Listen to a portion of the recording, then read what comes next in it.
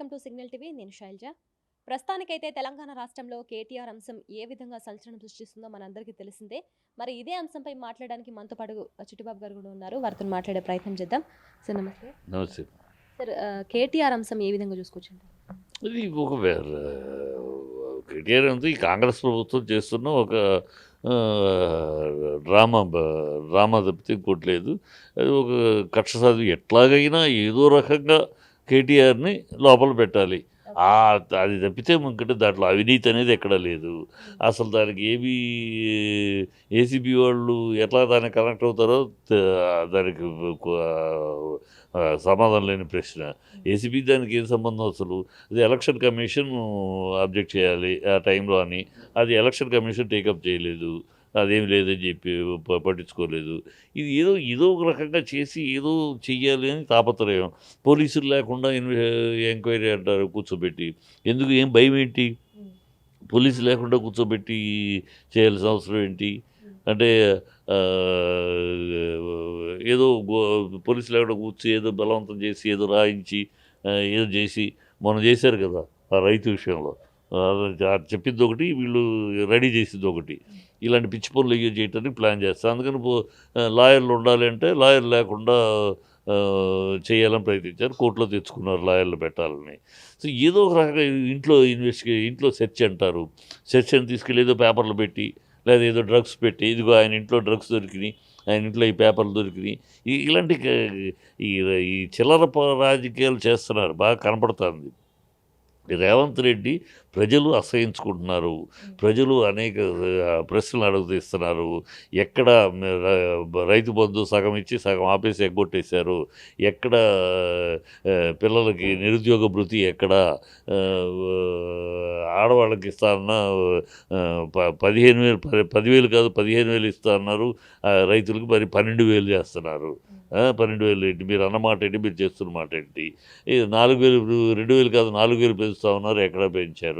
ఇవన్నీ ప్రజలు వీళ్ళు అన్ని అబద్ధాలు ఆరబోతోటి ఆరు ప్రామిస్లు అని చెప్పి పిచ్చ అబద్ధాలు ఆడేశారు. అవి ఏమీ జరగట్లేదు. హైడ్రా పేరుతో పేదల్ని గుండెల మీద తన్నారు. మూసీ పేరుతోటి నిర్వాసితులు చేశారు. ఈ ప్రజలు ఎక్కడెక్కడ ఉమ్మొస్తున్నారు, చీపోతూ అంటున్నారు. ఈ ప్రజల యొక్క ఆగ్రహం నుంచి, ఈ ప్రజల యొక్క శాపనార్థాల నుంచి, ఈ ప్రజల యొక్క తిట్ల నుంచి తప్పించుకోవటానికి, ప్రజల్ని డైవర్ట్ చేయడానికి, వాళ్ళని ఆ విషయాలు ఆలోచించకుండా, వాళ్ళ సమస్యల గురించి ఆలోచించకుండా మిగతా ఈ కేటీఆర్ని అరెస్టు, రేపు కేసీఆర్ని అరెస్ట్ చేస్తాం, రేపు ఇది చేస్తాం, ఇది లాగుతాం, ఇవన్నీ బేగలకి ఏదేం లేదు. ఉన్న డైవర్షన్ పాలిటిక్స్ తప్పితే ఏమీ లేదు. దానిలో ఏమీ లేదు. ఎక్కడ అవినీతి లేదు. అది ఒక ప్రైడ్ ఆఫ్ ది స్టేట్. అసలు ఈ కార్ రేస్ అనేది పెట్టి కొన్ని దేశాలే పాపులర్ అయినాయి. కొన్ని దేశాలకే పాపులారిటీ తెచ్చిపెట్టింది. అంతటి ఒక ప్రెస్టీజియస్ ప్రోగ్రామ్ అది. అదొక రాష్ట్రానికి ఒక బ్రాండ్ ఇమేజ్ తీసుకొచ్చే ప్రోగ్రాం. ఆ ప్రోగ్రాము మాట్లాడడానికి వాళ్ళు మాకు ఆర్గనైజర్స్కి మాకు కొంచెం ఫండ్ ఫెసిలిటీ కావాలి, ఆ తర్వాత మాకు స్పాన్సర్స్ వచ్చినాక మేము చేసుకుంటే ఈ లెవెల్ మాకు గవర్నమెంట్ నుంచి ఎయిడ్ కావాలని అడిగారు. ఇచ్చింది గవర్నమెంట్. వాళ్ళు ఈ లోపల మీరు వచ్చారు అధికారంలోకి, మీరు వచ్చి దాన్ని చెడగొట్టుకుని క్యాన్సిల్ చేసుకున్నారు. అసలు కంప్లైంట్ కంప్లైంట్ ఉందంటే ఇచ్చినవాడు పుచ్చుకున్నాడు కదా ఉండాలి. ఆ పుచ్చుకున్నాడు ఎవడు? వీళ్ళు ఇచ్చినవాడు, ఈయన ఇచ్చాడని ఈ మీద కంప్లైంట్. పుచ్చుకున్నాడు ఎవడు? రెండోవాడు లేకుండా ఒక వ్యక్తి మీద కేసు ఎట్లా వెళ్తుంది కదా? ఇచ్చినవాడు పుచ్చుకున్నాడు. ఈయన పుచ్చుకుంటే ఇచ్చినవాడు ఎవడు? లేదు ఈయన ఇచ్చినవాడైతే పుచ్చుకున్నాడు ఎవడు? లంచ కమిషను అవినీతి చేసినవాడు ఎవడు? ఏమీ లేదు. ఇది గాలితనంగా ఈ ప్రభుత్వం, ఈ రేవంత్ రెడ్డి ప్రభుత్వం సిగ్గు ఎగ్గు లేకుండా, నీతి మర్చిపోయింది, రీతి మర్చిపోయింది, సిగ్గు మర్చిపోయింది, నిజాయితీ లేదు. ఏదో ఒక గాలి సోది వీధి రౌడీలాగా అతను మాట్లాడతాడు. వీధి రౌడీ కార్యక్రమాలలాగా ప్రభుత్వం నడుస్తుంది తప్పితే దీంట్లో ఎక్కడ ఏమీ లేదు. అది ప్రజలు గుర్తిస్తూనే ఉన్నారు. ప్రజలేమో రోజుకి తెలంగాణ భవన్కి ఎగబడుతున్నారు మమ్మల్ని రక్షించండి అన్నట్టు.